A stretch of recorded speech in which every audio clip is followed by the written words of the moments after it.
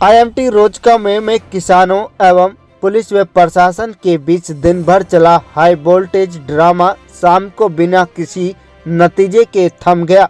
कई घंटे तक उपायुक्त विश्राम कुमार मीणा एवं पुलिस अधीक्षक राजेश कुमार के साथ 9 गांवों के किसानों के 18 सदस्यीय प्रतिनिधि मंडल की कई घंटे तक HSIIDC के कार्यालय में वार्ता हुई, लेकिन किसी प्रकार की कोई सहमति नहीं बन पाई।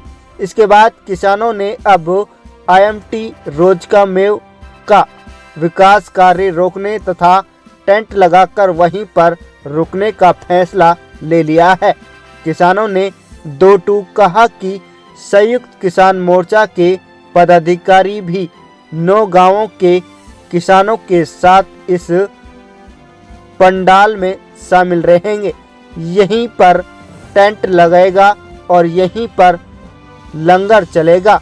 दूसरी तरफ उपायुक्त विश्राम कुमार मीणा ने पत्रकारों से बातचीत के दौरान कहा कि किसानों के द्वारा हल्फनामा रद्द करने की मांग के साथ साथ बढ़ा हुआ मुआवजा ब्याज सहित देने के मामले में आगे कोई कार्रवाई अमल में नहीं लाई जाएगी, लेकिन किसानों को जहां तक स्टील सेंटर खोलना, प्लाट देना, पार्क की इत्यादि की जो जमीन देने का वादा उनसे कई बैठकों के दौरान किया था, उस पर अगर किसान राजी हैं तो उस दिशा में तेजी से काम किया जा सकता है ताकि यहाँ के बच्चों को रोजगार के अवसर प्रदान हो सके।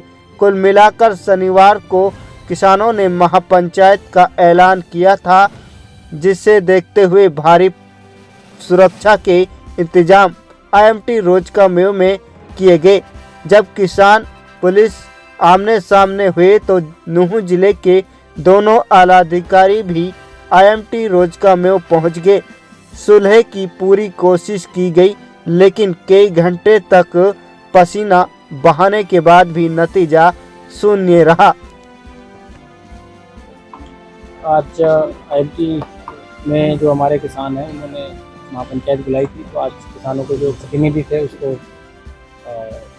साहब और हमारे HSIDC के अधिकारी और डिप्टी मजिस्ट्रेट से सारे मौजूद रहे। उस मौजूदगी में किसानों की मांगों पर चर्चा की और किसानों को तो स्पष्ट तौर से पहले भी अवगत करा दिया गया था। 19 मई को भी ये माननीय मंत्री जी से और मेरे से मिले थे, उसके बाद जून के माह में भी मिले थे, तो हमने स्पष्ट अवगत करा दिया था कि जो मुआवजा राशि जो आपको दी गई है वो पर्याप्त समय दी गई है। किसानों ने ही अपने एफिडेविट साइन करके बिल्कुल उस टाइम सहमति अपनी जताई है और अब जो मांग है वो बिल्कुल ही नाजायज़ है, उसमें कोई तथ्य नहीं है। और सरकार का स्पष्ट वो है कि जो मुआवजा तय था बिल्कुल वो आपको मिल चुका है।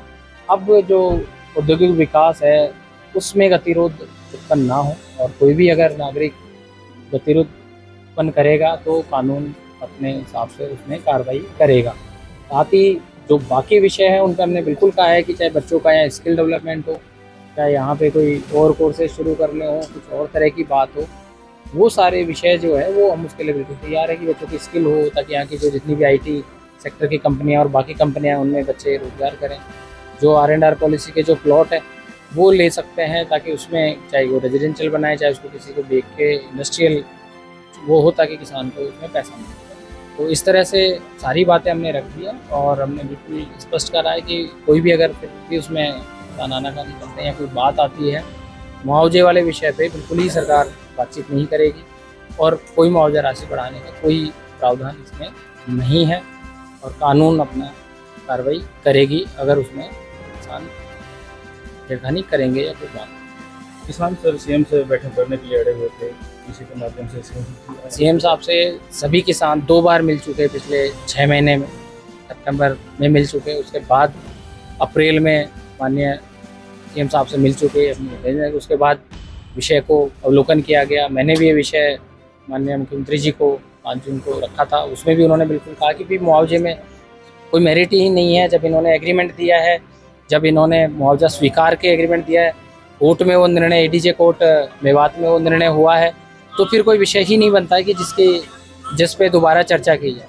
बाकी जो विषय हैं, डिमांड है, उस पर चर्चा के लिए सरकार या जो भी इनकी मांग है वो हम ऑलरेडी हमसे मीटिंग कर चुके हैं। चाहे कोई कब्रिस्तान की जगह हो, चाहे ईदगाह की ज़मीन हो, चाहे कोई स्कूल की ज़मीन हो, चाहे कोई स्किल सेंटर हो, ताकि बच्चे रोजगारपरक हो सकें, पढ़ाई करें और जो है यहाँ पे जो हमारी इंडस्ट्रीज़ हैं उनमें भी जॉब वो ले सकें। तो उस पर हम आज भी हमने कहा है और आगे भी उस विषय पे कभी भी हम खुद भी काम कर रहे हैं। हम चाहते हैं कि हमारे सारे बच्चे नागरिक अच्छे से पढ़ें और अच्छे से कोई रोजगार प्रस्त, क्योंकि यहाँ की लोकल इंडस्ट्री जो लगेंगी उनको भी तो लोग यहाँ पे चाहिए होंगे, तो तभी ले पाएंगे जब वो स्किल्ड हो, अच्छे पढ़े लिखे हों।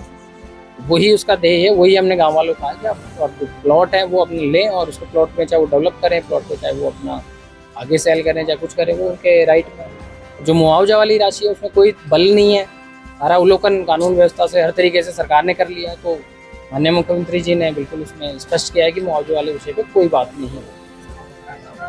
देखिए, आज महापंचायत में काम रोकने का फैसला हुआ, काम को बिल्कुल रोका गया और सारे संयुक्त किसान मोर्चा के नेता तब से लेकर के और अब तक यहीं पे जमे हुए हैं।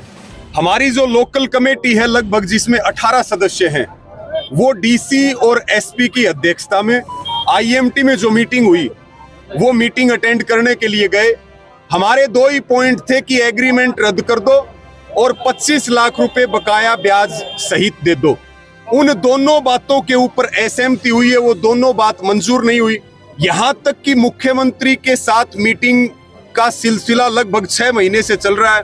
बार बार कमिटमेंट किए गए। मई में भी एडीसी ने यहाँ किसानों के बीच कमिटमेंट किया, लेकिन आज भी डीसी और एसपी ने ये कहा कि सीएम इस मामले में कोई मीटिंग मेवात के किसानों से नहीं करना चाहते।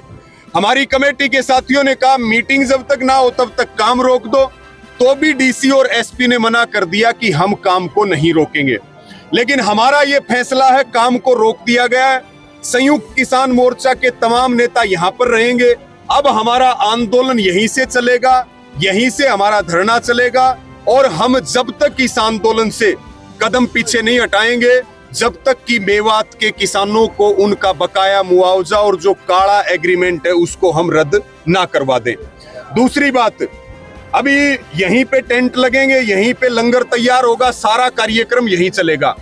दूसरी बात, आपने जो जिक्र किया कि मेरे फोन पे जो धमकी देने का काम किया गया है, ये हम बताना चाहते हैं, हम धमकियों से डरने वाले लोग नहीं हैं।